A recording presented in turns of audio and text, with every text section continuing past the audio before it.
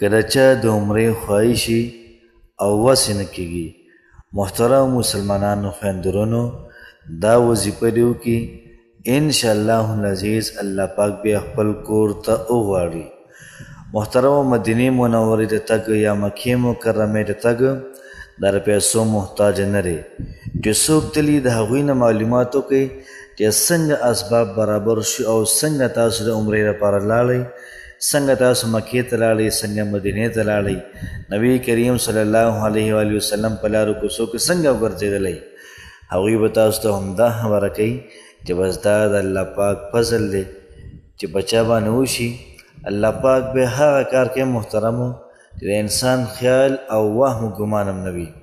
نو که تاسو هم د عمرې اراده لرئ، که تاسو هم مدینې منورې ته یا مکې مکرمې ته تګ غواړئ، نو همدا وظیفه محترمو ستاسو لپاره ده، په خپل هم وکئ، دغرنګې ملګرو سره هم شیر کړئ.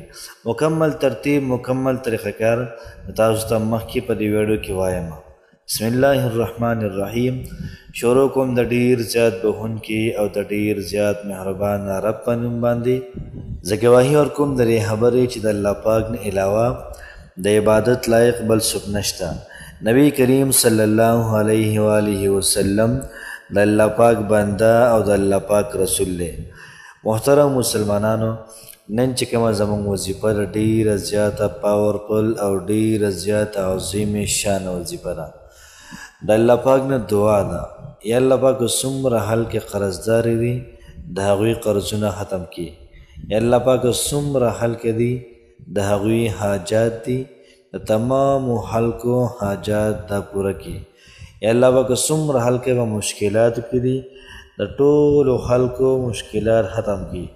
یا الله پاک موږ ګناهګار یو، که زموږ ګناه اسمان ته ختې وي دغرنګې د اسمان د کنارو ته رسېدلې وي، یا الله پاک ته توبه وباسو، زموږ هر قسمه ګناهونه دا معاف کړه. یا الله پاک زموږ ښکاره ګناهونه معاف کړه، زموږ پټ ګناهونه معاف کړه، که په قسم موږ کړي هغه معاف کړه، که په رسا موږ کړي هغه معاف کړه، که په خطا کې شوي ربه موږ کمزور یو ستا بندګان یو، د تمامو خلکو ګناهونه معاف کړه.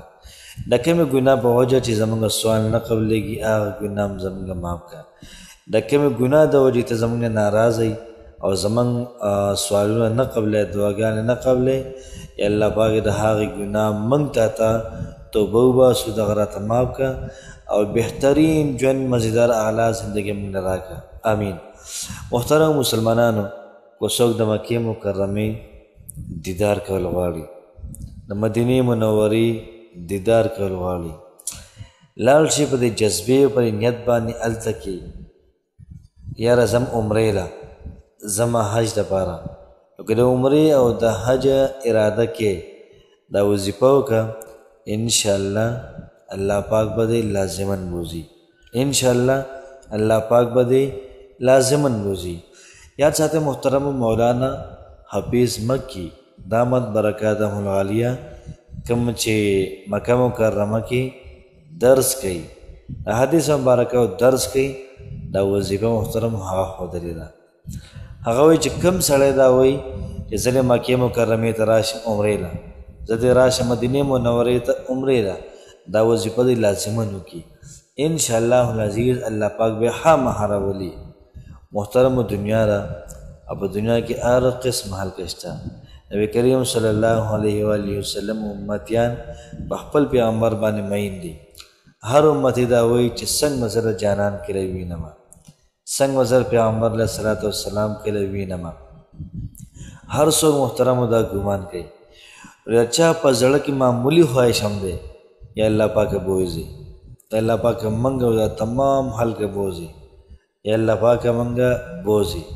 د کومې ګناه د وجې له اوسه پورې څوک نه لیدلي او ته یې نه پرېږدي هلته کې، الله پاک د هغه ګناهو ته معاف کړه. مکې مکرمې ته مدینې منورې ته د حج د عمرې لپاره منګه او دا څومره کسان چې دا وظیفه ګوري تمام تر تمام دا بوځي. الله پاک ستا په خزانو کې هېڅ څه کمیږي نه او نه ستا په خزانو کې محترمه نه کمی راځي. نن چې محترمه زموږ کومه وظیفه ده ډېره زیاته مختصره ده. وظیفه یوه داسې ده چې موږ به روزانه 500 پیرې درود شریف وایو صلی الله علیہ وآلہ وسلم صلی اللہ علیہ وآلہ وسلم. درود پیدا به ودا شي چې تاسو مالدار شئ. بل پیدا ودا شي چې الله پاک به تاسو خامخا مکې مکرمې ته بوځي. او نن چې کومه زموږ وظیفه ده خاص الخاص ادا ده. ان الذي فرض عليك القرآن لرادك إلى معاد. ان الذي فرض عليك القرآن لرادك الى معاد. سوچی دا کلمات وای انشاءاللہ العزیز اللہ پاک بیا مکہ مکرمه ته مدینه منوره ته د حج او د عمرې لپاره د مدینه منورې او د مکې مکرمې دیدار ته لازماً الله پاک موږ تاسو ته بوځي. کوشش وکړئ دا وظیفه روزانه 100 پیره وایي او درود شریف روزانه 500 پیره وایي.